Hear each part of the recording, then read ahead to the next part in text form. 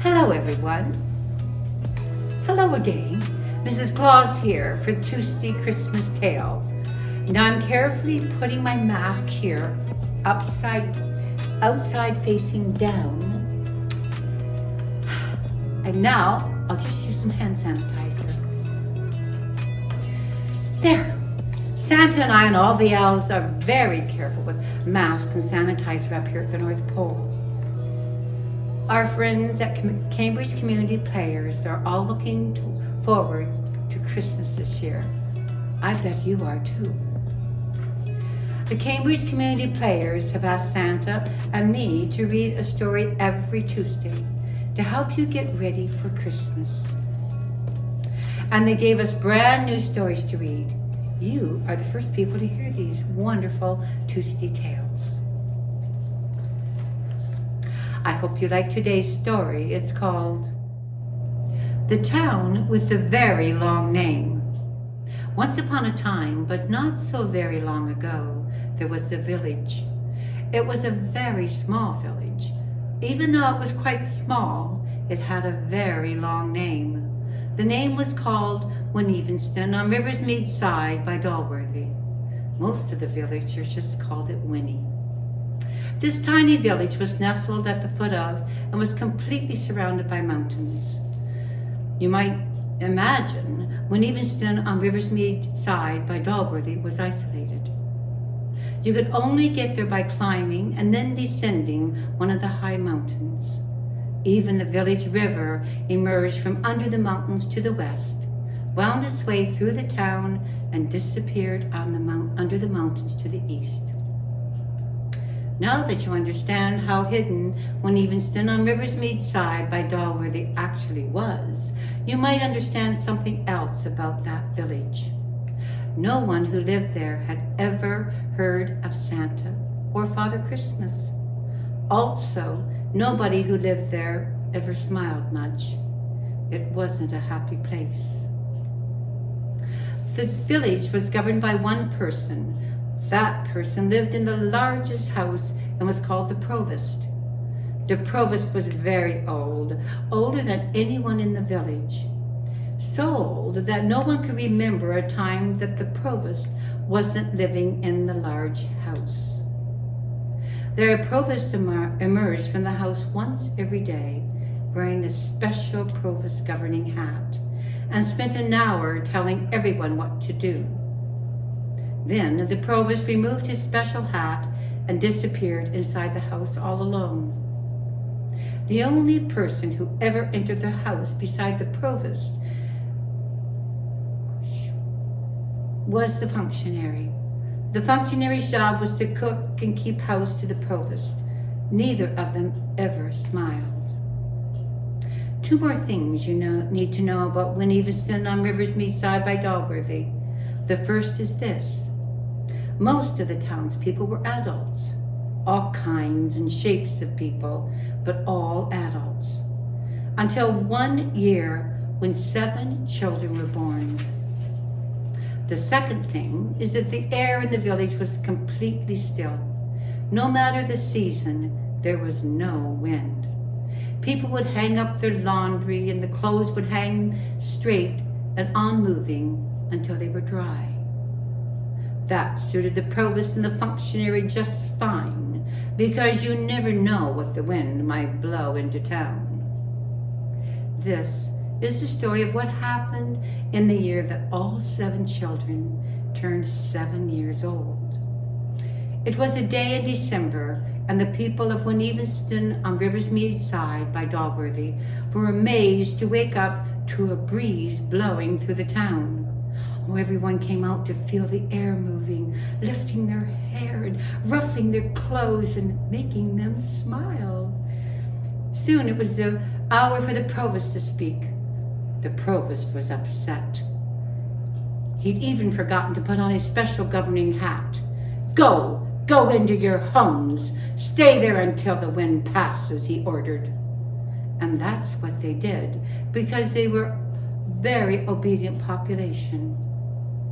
Except for the children. They loved the feel of the wind, and when the grown-ups were busy, they crept outside. They opened their arms. The wind blew softly all around them. The wind whispered a word that they had never heard. Christmas, it said softly, all airy and sweet. They watched the wind from the west blowing what looked like leaves. They saw the wind whirl the leaves in eddies and settle them all around the large house of the provost.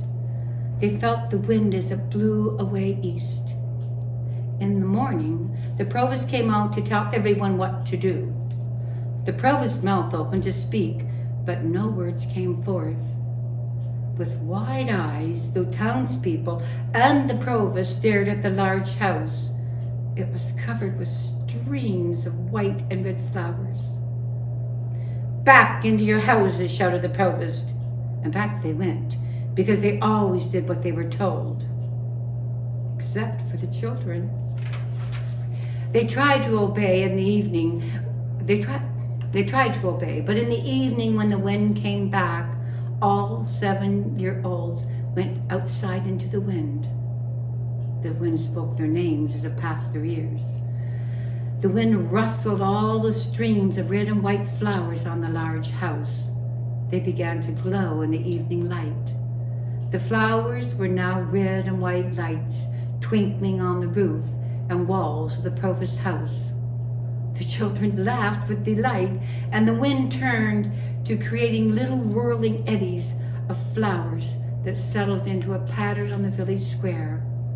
Again, the wind whispered it as it passed the children and disappeared into the east. Santa, it said softly. Father, Christmas, Santa. The children returned to their houses, eyes wide with wonder. In the morning, the people gathered as usual, waiting for the provost. This time, when the provost saw the pattern of flowers on the village square, he moaned softly. Oh, no, no, no, no, he wailed. Go home! And he disappeared in his large house. But instead of leaving, all the townspeople stopped to look at the flowers. They had settled into a picture. They had formed a face. It was a bearded face. It was a smiling face. The beard was white and the cheeks were rosy and the face was smiling. It was a beautiful sight. The children laughed. The grown-ups laughed. And that evening, the evening of the third day, the wind came again. The children joyously played in the wind. The provost watched from inside his attic window as the wind covered the trees around the village with glowing flowers. The provost did not smile. In the morning, the people again assembled, but the provost did not appear. Instead, the functionary came out and shooed them all home. 3 more nights the wind came, bringing more and more sparkle and beauty until all the houses and all the barns and all the outbuildings and all the trees and every part of the town glowed. The people smiled. Still, the provost hid inside, while the grown-ups and the children of Wineaveston on River's Mead side by Dalgrevy became filled with cheer and laughter and joy. Only the children heard the wind as it whooshed past their ears on the 6th night. Ask the provost, it said in its gentle, airy way. The provost knows. On the morning of the 7th day, when the children assembled with their parents and all the grown-ups of the town, the provost shambled on smiling through his front door. 7 7-year-olds moved to the front of the gathered people and spoke to the provost. The wind said, you know, will you tell us? What is this wonder that makes us smile? The provost shook his head. He sighed a huge sigh. He began to speak. It's Christmas, he sighed again, even more deeply. It's been so long, and I thought everyone had forgotten. I thought we had driven it away. The provost explained that he tried to erase Christmas because it made everyone so happy. He told them happy can't be there all the time. Life comes with sadness too. People hurt when they're sad. The provost had tried to make everyone feel the same all the time, so they would never feel disappointed or embarrassed or lonely or anything else that hurt. But happy feels wonderful, cried the children. And suddenly the wind returned. It lifted their hair and ruffled their clothes and made them smile. Happiness will always come back to you, whooshed the wind as it passed their ears. This time everyone could hear the whispers. Even the provost called here. Even the provost could hear. The wind gently touched the provost. He lifted his hand to feel the wind, and he smiled, which was something no one in Evanston on River's Mead side by Dalworthy had ever seen before. The breeze made a gentle whirlwind which danced on the provost's outstretched hand. As he departed, the little whirlwind left a small creature on that hand. What is that? The children were amazed, never having seen anything like it. Sitting down in the midst of the children, their parents and all the people, and even a smiling functionary, which was something else none of the people had seen before, the provost began to speak. "This is a reindeer," he said, "and the cheery face on the village green is a picture of Father Christmas." Everyone listened as Christmas was explained to them by the provost. As he spoke, his smile grew warmer and brighter, and the townspeople rediscovered the joy and the love of Christmas.